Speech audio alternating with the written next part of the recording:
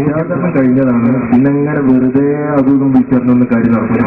നേരത്തെ പറയാത്ത കുറച്ച് കാര്യങ്ങൾ പറയുമ്പോൾ ഒരു വിഷമം ഉണ്ടാവും. എനിക്കറിയാം, നേരത്തെ പരിഗണിച്ചല്ലേ, അത് പിന്നെപ്പോഴേ വന്നുകൊണ്ട് പറഞ്ഞോളൂ.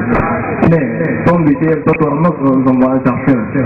അപ്പൊ ചോദിക്കുന്നതിനൊക്കെ മറുപടി പറയാതെ അവിടെ ഇരിക്കുക. പിന്നെ എങ്ങനെ വെറുതെ അതൊന്നും വിചാരണയോട് കാര്യം ആൾക്കില്ല, അല്ല പോസ്റ്റർ മാറ്റേണ്ടി വരും. മറ്റൊന്ന്, നേരത്തെ പുടവ വായിച്ച് വഷളാക്കി. അവിടെ പറയാനുള്ളത് പുടവ ആ വിഷയം പറഞ്ഞതിന് ശേഷം ഒരു ഹദീസ് ഉദ്ധരിക്കുന്നുണ്ട്, ഇമാം ബുഖാരി ഉദ്ധരിച്ച ഹദീസ്. നബി സല്ലല്ലാഹു അലൈഹി വസല്ലമ തങ്ങൾ അന്യ ഒരു സ്ത്രീയെ തന്റെ ഒട്ടകപ്പുറത്ത് കയറ്റി യാത്ര ചെയ്തു എന്ന് സുബൈർ റളിയല്ലാഹുവിന്റെ ഭാര്യയാണെന്ന് ഓർക്കുന്നു. നിങ്ങൾ വായിച്ചിട്ട് കേട്ടതാണ്, ഓർമ്മയില്ല. സുബൈർ റളിയല്ലാഹുവിന്റെ ഭാര്യ ഓർക്കുന്നത് പിന്നിൽ വെച്ചുകൊണ്ട് യാത്ര ചെയ്തതായിട്ട് അതിന്റെ ശേഷം പറയുന്നുണ്ട്. ഞങ്ങളൊക്കെ പറയുന്നത് ഖുർആന്റെയും സുന്നത്തിന്റെയും അടിസ്ഥാനത്തിലാണ്. വെറുതെ അതും വിളിച്ചാൽ നിങ്ങൾ പറഞ്ഞ കാര്യം ഖുർആാനിലോ സുന്നത്തിലോ ഇല്ലാത്ത വിഷയം ഏതോ ഒരു ഇമാം പറഞ്ഞ്, നേരത്തെ ഒരു ഇമാമിന്റെ പേര് അറിയില്ല, സമ്പർശോ എന്തോ ഒരു ഇമാമിന്റെ പേരൊക്കെ പറഞ്ഞു.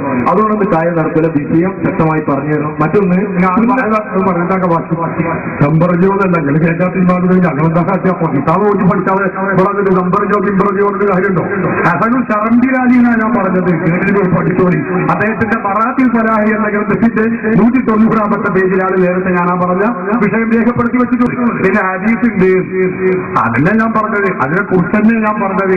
ഹദീസ് എന്ന് പേര് ഹബീബായ റസൂലുള്ളാഹി സ്വല്ലല്ലാഹു അലൈഹി വസല്ലം തങ്ങൾ, അതുപോലെ ആ ഹദീസ് ഉദ്ധരിച്ച ബഹുമാനപ്പെട്ട ഹാഫിദ് ഇബ്നു ഹജർ അൽ അസ്ഖലാനി റഹിമഹുള്ളാഹിയുടെ പേര് ഇല്ലാത്തത് കെട്ടിവെക്കുകയാണ്. അതിനുശേഷം ഇമാം ഹാഫിദ് ഇബ്നു ഹജർ അൽ അസ്ഖലാനി വ്യക്തമായി രേഖപ്പെടുത്തി വെച്ചിട്ടുണ്ട്, ആ പറഞ്ഞത് ശരിയല്ല. ഈ റസൂലുള്ളാഹി സ്വല്ലല്ലാഹു അലൈഹി വസല്ലം തങ്ങൾ ഹിജാബിന്റെ ആയത്ത് ഇറങ്ങുന്നതിന്റെ മുമ്പ്, അതായത് ഇസ്ലാമിന്റെ ആദ്യകാലത്ത് സ്ത്രീകളും പുരുഷനും നോക്കൽ ഹറാമല്ലാതിരുന്ന കാലത്ത്, അങ്ങനെ ഒരു കാലഘട്ടം ഇസ്ലാമിലുണ്ടായിരുന്നു. ആ കാലഘട്ടത്തിൽ നടന്നൊരു സംഭവമാണ്. കണ്ടോ, ഹാഫിദ് ഇബ്നു ഹജർ അൽ അസ്ഖലാനി പറയുന്നു,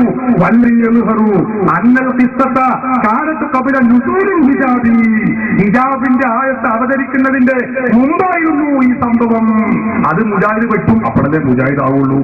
പകുതിയത് വെട്ടിക്കളഞ്ഞുകൊണ്ട് ഇന്നത്തെ ആളുകൾക്ക്, മുജാഹിദിന്റെ ISM പ്രവർത്തകർക്ക് അനുയോജ്യമായ രൂപത്തിൽ അന്യ പെണ്ണുങ്ങളെങ്ങനെ വാരിപ്പുണർന്ന് കൊണ്ടുപോകാൻ പറ്റുന്ന രൂപത്തിൽ പ്രമാണങ്ങളെ കത്തിവെച്ചിരിക്കുന്നു എന്നാണ് ഞാൻ പറയുന്നത്. നിഷേധിക്കാൻ കഴിയുമെങ്കിൽ ആണപ്പത്തോടെ ഞാൻ വെല്ലുവിളിക്കുന്നു.